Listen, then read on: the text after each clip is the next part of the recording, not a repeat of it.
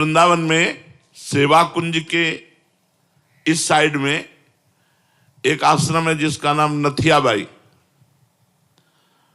नथियाबाई तो जब आई यहाँ तो उन्होंने सोचा मेरे से क्या भजन होगा, संत सेवा बन जाए यही मेरे भाग्य की बात है।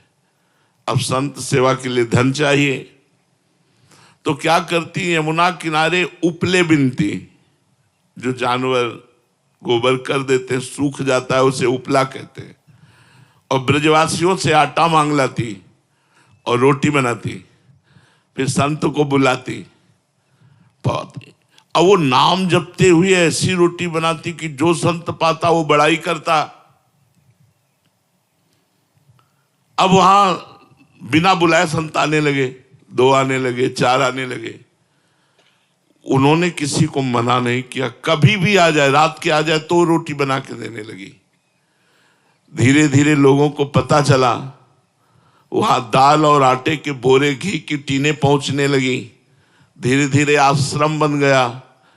एक दिन वो 10 वर्ष सेवा करते व्यतीत हो गए, फल का समय आया तो गेहूं लेने गई थी ब्रजवासियों से। जैसे समय आता है ना गेहूं का, तो खेतों में फिर वो 5 किलो 10 किलो ऐसे सब चंदा रूप में दे देते हैं।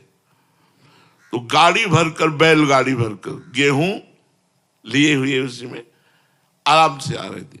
अब इतने में बादल आ गया और बूंदें गिरने लगी, अंधेरा हो गया। अब वो थोड़ा सा परेशान हुई कि ये कैसे सुरक्षित गेहूं पहुंचे, अंधेरा हो गया, कुछ प्रकाश के लिए उनके पास था भी नहीं।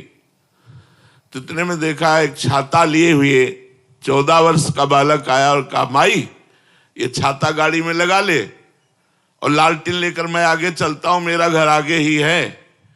बोले कहाँ है तेरा घर? तो बोले बस बिहारी जी के पास ही है। वो नथियाबाई जी के आश्रम तक छोड़ करके आए और मुस्कुरा करके चले गए। अब नथियाबाई के दिमाग में ये बात कि 8 बजे रात्रि के बालक, लालटेन, छाता, हो सकता है कोई बालक, लेकिन मुझसे इतना प्यार क्यों करता है कि वो भींगता रहा और छाता मुझे दे दिया।